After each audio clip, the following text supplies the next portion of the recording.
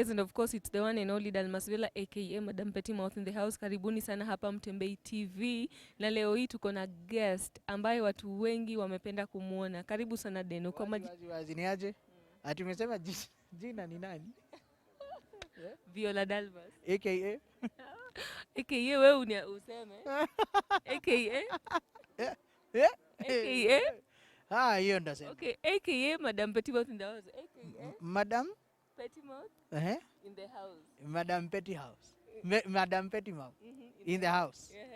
Naoma hatari. Denno, karibu sana. Sana hata mimi nimeshukuru. Yes. Kwa wale ambao hawakujui kwa majina kamili. Naitwa Denno. Majina full. Ya M-Pesa. Dennis Karanja Njoroge. Dennis Karanja Njoroge alizaliwa pande gani ya Kenya? Kangemi. Kangemi. So we una hata ushago? Si hiyo ndio ushago.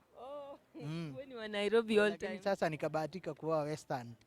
Sasa unajua Western wanapanga safari wiki mbili. It was an amazing experience. Yes. Walikukaribisha na nini na nini? Kwanza walileta chai na mandazi, tukafikiria tu ndio wametengeneza. Tukakula tukashiba, alafu wakarudi wakaleta chakula, ugali. Ilikuwa noma, but we thank God for the experience. Yes. How was the journey from Nairobi to Western?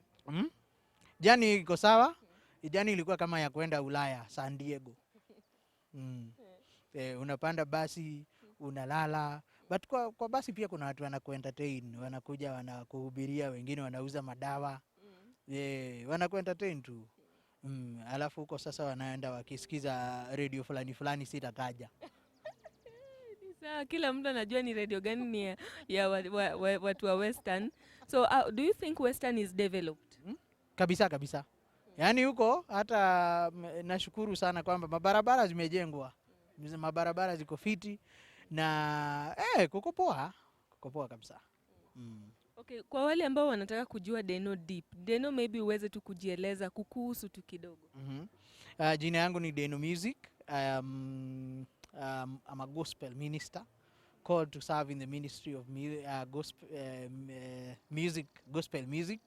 And apart from that, I'm also an advocate for persons with disabilities. I advocate for the equal rights and equal opportunities for persons living with disabilities. Yes. Do you know how was your childhood with persons with disabilities? My childhood was good. Naweza sema ya kwamba mimi niligrow kama wale watoto wengine. My parents really wanted me to grow just like any other kid. And it was until when I joined school is when I realized that I can actually not be able to see. Mimi niligrow nikijua mimi niko poa, but the most amazing thing was nikitembea ilikuwa noma. Kulikuwa na hurdles hapa kule, but ukitembea na msee mwingine naona iko smooth. So I used to ask myself what is happening, na nilikuwa nafikiria by the way sote tuko poa. Nilikuwa nafikiria yani sisi wote tuko sawa, labda mimi kidogo ndio labda sija adapt dunia vizuri. But when I went to school is when I realized that there is a slight difference between myself and maybe another person who has eyesight. So at that point you still didn't know, you thought like everybody was like you? Yes. Ilikuwa easy, by the way, ilikuwa easy ku-adjust. Kwa sababu nilifikiria tuko sawa sisi wote, tuko hivyo. When you joined campus or through your upbringing, did you ever felt like they're leaving you out? When I joined? When you were in high school? When I was in high school. Nilikuwa nishakuwa pro sasa, nilikuwa nimezoea. Sasa ungeuliza when I joined primary school. Okay, when you joined primary school. Ilikuwa ngumu kwa sababu mimi sikuwa nimezoea hiyo maisha ya ati. Unajua mimi nilianza boarding school from nursery school. So nilianza nikiwa kijana mdogo sana. Mtoto mdogo sana. And it was very hard to adjust. Nakumbuka when my parents took me to school, they were very sad. They used to visit me every Sunday. Waona kama boys wao wako fiti. But nilikaa na nika-adapt. Unajua mahali mko pamoja ama mko kimoja, at least mnazoea maisha, mnaambiananga huku tunafanyanga hivi, tunafanya hivi na maisha inasonga. Yes. Denno, kwa wale ambao wangependa kujua, were you born like this ama hii ni kitu yenye ilikuja tu kama? Me, I was born with a visual impairment. Na nashukuru Mungu kwa kuzaliwa hivyo, kwa sababu labda ingepotea nikiwa mtu mkubwa, singekubali kwa urahisi, but nashukuru Mungu kwamba nilizaliwa hivyo. And today I can confirm to you that ile siku nitaamka asubuhi nipate naona, siku itakuwa mbaya sana. Kwa nini? Siku itakuwa mbaya. You can imagine now kuanza kuzoea ati wadau wananionyesha ile inaitwa ng'ombe. Ile nayo ingine ni muti. You can, mimi ni mzee sana kuanza kuzoea maisha mpya saa hii. You know? Me in fact naambianga Mungu, kama kuna vitu mbili unaweza nifanyia kwa hii, akaleta vitu mbili kwa hii dunia anaweza taka kunifanyia maybe before niende. Na hiyo vitu mbili, moja wapo ni arudishe macho nione, na hiyo ingine ni anipatie pesa nikuwe tycoon. Nitamwambia Mungu nijenge pesa nikuwe tycoon bana. Okay, Denno, being that you are now in the music industry, at times do you feel like you are left out? Kuna vitu zenye wasanii wengine wanafanya lakini wewe hufanyi? Not really. Tukianza nilikuwa nasikia hivyo kwa sababu watu walikuwa wananiangalia na ile sympathy. Unaona kama tunataka kwenda show mahali wanaanza kushindwa, huyu jamaa atafikaje huko, huyu jamaa atadeliver nini, you understand? Yeah, there used to be that, and I thank God that I was able to prove to them that I'm just like any other person. Yeah. Okay, Denno, tumeona pale umefanya kazi na wasanii wengi sana, unaweza wataja? Nimefanya kazi na wasanii wengi. There is Dadioen, tulifanya naye Mbona.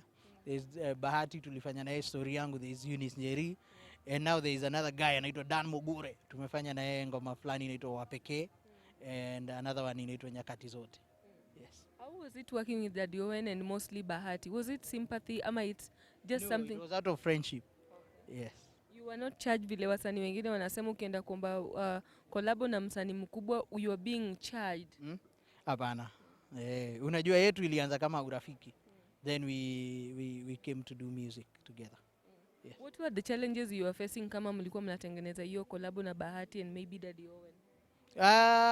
Challenges tu ni za kawaida. Kwenda studio, tunakuta saa zingine producer yuko na mlikuwa mmepanga.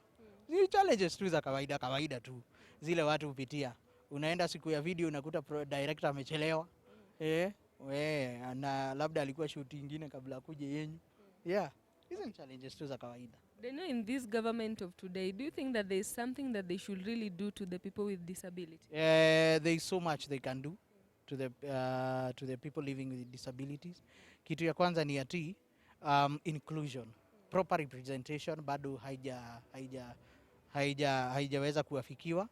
And you know the Constitution of Kenya says in every place of leadership ama mahali popote pale in any office kunafaa kuwe na 5% ya persons, 5% ya employees ama watu wale wana take the office inafaa kuwe PWDs, people living with disabilities.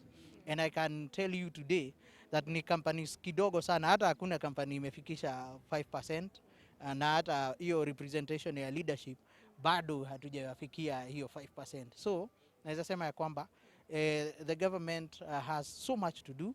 Kwa proper representation lazima yani tuwafikie what the constitution has said. And again vitu ambazo assistive devices ambazo persons with disabilities wanatumia, they are very expensive. Talk of wheelchairs, talk of hearing aids. Like one hearing aid I think goes for about 75,000 shillings. Na hiyo ni kitu ambayo ni basic ambayo mtu ambaye ako na hearing impairment anafaa kuwa nayo ndiye akusikie. You know, 75,000 shillings is very, and a book that a visually impaired person is supposed to read goes for 2,000 bob. Ile yenye ukinunua 8 ni 20 bob. Exercise book. Si tunanunua 2,000. So our life is very expensive. So serikali inafaa ijue vile ambavyo itaweza maybe kusubsidize hizo assistive devices so that they can be affordable. Yeah, what can you advise a common mwananchi who is living with persons with disability? Naweza sema ya kwamba muangalie tu kama mtu wa kawaida, na kitu ya kwanza unaweza angalia kwake ni capabilities zake. Don't look at his condition or her condition. Look at their capabilities. Na ukijua capabilities zake, you won't even be able to sympathize with them. Utaishi na wao kama vile unaishi na wengine. And these guys are hardworking. Hawa watu wanajitumanga by the way. And they are beautiful. Then wanaweza pendwa, na wanaweza pendana, na wanaweza olewa, na wanaweza oa, na wanaweza pata hata watoto, na wanaweza jenga generation. So tuko hapo. Yes. They know umesema they are beautiful. How will you know if a woman is beautiful? Mambo mingi. Like now I'm standing besides you. How will you know that I'm beautiful? Kwanza unajua let me tell you something. Sisi mara nyingi huaga ni mara nyingi ni kwamba sisi huwa hatuoni kwa macho ya nje, lakini tukikusikiza kwa dakika chache tu we can be able to tell you how your inside is. And most of the time utakuta kwamba the inner beauty corresponds with the outside. Yeah, most probably. And again, ukinisalimia ama ukinihug, nitajua huyu dem mwenyewe. That's right. And tell me, am I beautiful from the inside? Si uko sawa, unaweza. Uko na mtu ama tunaweza tafuta? Sina mtu Denno. Hauna mtu? Sina mtu. Usikae hivyo. Mtu kama wewe hafai kukaa bila mtu. Denno, let me ask, okay, whatever you have, the situation you have, is it generic? No. No. Mine is original. Ni mimi peke yangu tu niko nayo. Okay. And nafurahia kuwa hivyo because I'm unique in my own way. Yes. And from the children you bought? Wako sawa. Hao wanaona, hao ndio huwa wananionea, but wacha nikuambie kitu moja. You know when you're visually impaired na wewe ndio uko peke yako, inakuwaga poa sana kwa sababu stima zikipotea wewe ndio ninja. Wewe ndio ninja huko. Mwiko ndio wewe unajua sasa mahali unaweza watolea. Okay. Ukiamua watapika hiyo siku hawatapika. Okay, let me ask, this situation yenye electricity inaweza potea usiku, na mtu kama mimi specifically na kwanga nimeogopa. Wewe pia stima ikipotea, do you feel the impact? Sasa hata impact yenye ndasikia ni ati sitaweza kusikia news sababu TV imezima. You understand? Sitaweza kuingia kwa net, labda natumia wifi na stima imepotea. Hiyo ndio impact. Lakini hiyo ingine, hiyo ni yenyu. Okay. So they know, the first time your wife gave you a child, did you ever feel like you really need to see this kid or you are just holding the kid? Kumuona, mimi kuona yangu nikigusa nimeona. Nikigusa nimeona, so I was very happy na nilitosheka na hiyo kugusa na kumshika. Okay. Yes. Dennis, being that you are a big artist in the industry, many people would love to do collabos with you. Is there something that pesa zenye umepata give back? Have you given back to the society? Giving back to the society does not really mean that you support the people who are singing. But that doesn't mean that I've not supported people who sing. Kwa sababu mtu akiwa na talent ako nayo. Na mimi pia nilishikwa mkono ili nikafika mahali niko. So hakuna siku ambayo nitapata mtu ako na talent na niwe na uwezo wa kumsaidia nikose kumsaidia. Hiyo ni kitu ya kwanza. Ya pili, mimi youth na PWDs ni watu ambao wako close to my heart. So anything that I can be able to do to give back to the society, yes, I try my best to do that. Kwa sababu hii mwaka peke yake we have tumefanya events 3 za donate assistive devices to persons living with disabilities. Na hiyo tu imekuwa ni bidii yetu na yani ni favor ya Mwenyezi Mungu na bidii yetu na watu wengine ambao wanatusikizanga na wanapenda kazi zetu. So at least we are doing what we can. Na mimi napenda charity sana. Like now on the 23rd of December, we are doing a Christmas with St. Dorcas Children's Home. Iko pale Waithaka. Yes. So at least Christmas yetu round hii imepangwa. We are going to do a bash for the kids, at least to enjoy pamoja na wao na to entertain. Yes. Okay, Denno, as we wind up hii nikuulize kidogo about politics. Ungependa kuambia nini people with disability, wale wenye ambao bado hawajajikubali? Maybe kwanza unajua kama ni siasa, wacha nikwambie kila mtu ako katika hii nchi ako na right ya kusimama mahali popote na vyovyote vile atakavyotaka. Kwa hivyo mimi naweza sema kwamba watu wajitume ili wakati tunaongelea proper representation tusiambiangwe unajua sasa hakunanga watu wenye tunaweza weka kwa hizi positions. So ni vizuri watu wajikakamue na wajitume. At least tukue na watu kwa hizi positions. Yes. Okay, so what can you tell people living with disability ambao hawajajikubali? Mtu hata amepata accident hakuwa hivyo kitamba, then over suddenly haizitembea ama hana macho. Point number 1. The world does not give a damn sorry kwa kutumia hiyo jina. Anyway, the world does not give a damn whether you are a person living with disabilities or not. Bili ya stima ikikuja, whether unaona ama uoni, utailipa kwa sababu you need electricity. Point number 2, life does not give us what we deserve. It gives us what we demand. So it is our ni letu sisi watu ambao tuko na ulemavu kuamka na kujituma. Tunaambiangwa kwamba there is nothing for us without us. Point number 3, if you sit down waiting for a storm, you'll never enjoy the sunshine. Yes. Any other thing you'll want to add on top and, before we shift? Before we go, ndasema ya kwamba asanteni kwa kunihost na bado tutafikiria mambo ya kukutafutia mudu. And you can find me on all my social media platforms at Denno Music. Yes. Okay, thank you sir, and we really love you. Thank you. Simama. Mimi nawapenda. Okay. Simama tu hapo, tunaingia politics.